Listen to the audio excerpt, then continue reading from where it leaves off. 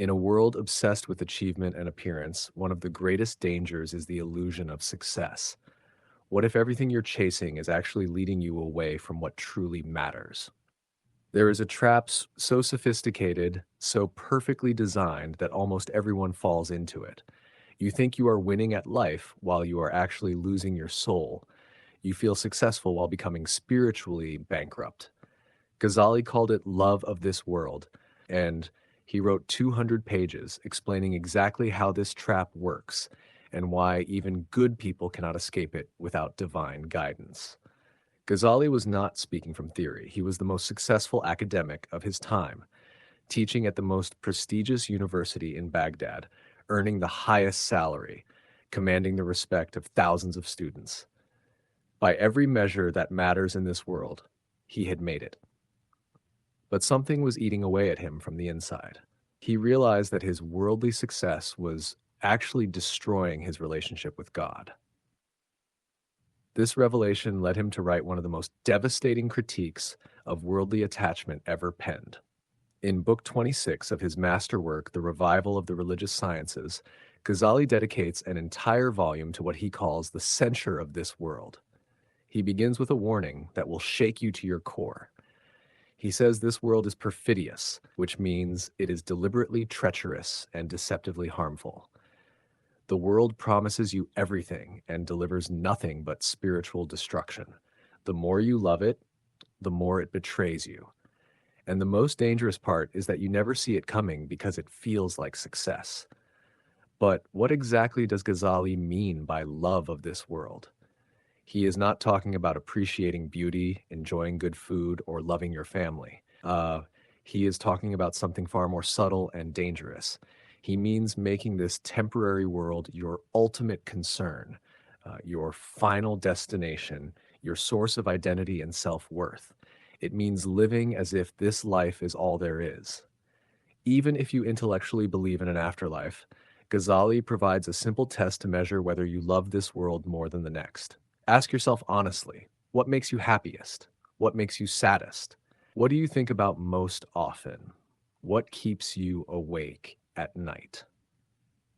If the answer involves anything that will not exist in 100 years, then you have fallen into the trap. Your heart has become attached to something that is designed to disappear. The first way this world destroys your soul is through what Ghazali calls false promises. This world whispers to you constantly. It says, if you just get that promotion, you will finally be happy. If you just find the right relationship, you will finally be fulfilled. If you just accumulate enough wealth, you will finally be secure. If you just gain enough recognition, you will finally feel valuable. But Ghazali reveals the cruel truth. This world never delivers on its promises. Every achievement leads to a new craving. Every success reveals a new inadequacy. You think you are climbing a ladder toward happiness, but you are actually walking on a treadmill. You expend enormous energy, make tremendous sacrifices, and endure incredible stress, only to discover that you are exactly where you started, just more exhausted. The promotion brings new pressures. The relationship brings new problems. The wealth brings new worries. The recognition brings new enemies. And you realize that this world was lying to you all along. The second way this world destroys your soul is through what Ghazali calls spiritual blindness. When your heart becomes attached to worldly things, you gradually lose the ability to see spiritual reality. You start judging everything by worldly standards. You measure success by wealth, beauty by physical appearance, value by social status. You become spiritually colorblind, unable to perceive the divine light that illuminates everything. Ghazali explains that spiritual sight and worldly sight operate in opposite directions. The more focused you become on worldly success, the less you can see spiritual truth. The more you chase temporal pleasures, the less you can taste eternal joy. The more you seek validation from people, the less you can hear the voice of God. You become like someone staring so intently at their phone screen that they cannot see the sunset happening right above them. The third way this world destroys your soul is through what Ghazali calls spiritual starvation. Your soul has needs just like your body. It needs connection with the divine. It needs purpose beyond the material. It needs hope in something eternal. But when you become obsessed with worldly pursuits, you starve your soul while feeding your ego. You spend all your energy pursuing things that cannot nourish your deepest being. Ghazali uses the metaphor of someone dying of thirst while holding a mirage. The more desperately they chase the illusion of water, the thirstier they become. This world offers you mirages of satisfaction, but every time you reach them, you discover there is nothing there. Meanwhile, the real water, the divine presence that could actually quench your spiritual thirst, flows all around you unnoticed. The fourth way this world destroys your soul is through what Ghazali calls spiritual competition. When you love this world, you inevitably start comparing yourself to others. You judge your worth based on how much you have compared to them. You feel threatened by their success and pleased by their failures. You become consumed with envy, jealousy, and resentment. Your heart becomes a battlefield where you are constantly fighting invisible wars against people who may not even know you exist. Ghazali points out that this competition is absurd because you are competing for things that do not ultimately matter. It is like prisoners in a cell fighting over who gets to sit closest to the window while remaining oblivious to the fact that the cell door is unlocked and they could walk free at any time. The things you are fighting for in this world will be meaningless in your grave, but the spiritual qualities you neglect while fighting for them will determine your eternal destiny. The fifth way this world destroys your soul is through what Ghazali calls spiritual amnesia. When you become deeply attached to worldly things, you gradually forget your true purpose. You forget that you are a temporary visitor in this world, not a permanent resident. You forget that you will be held accountable for every moment you spend here.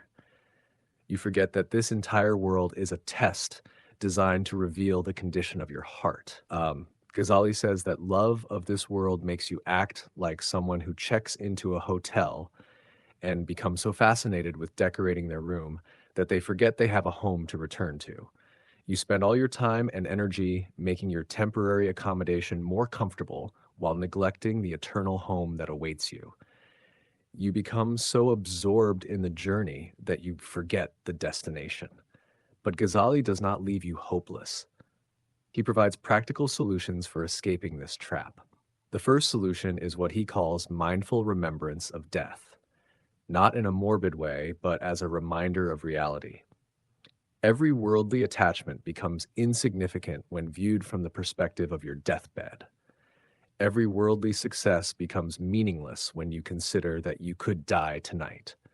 This remembrance does not make life depressing, it makes it free.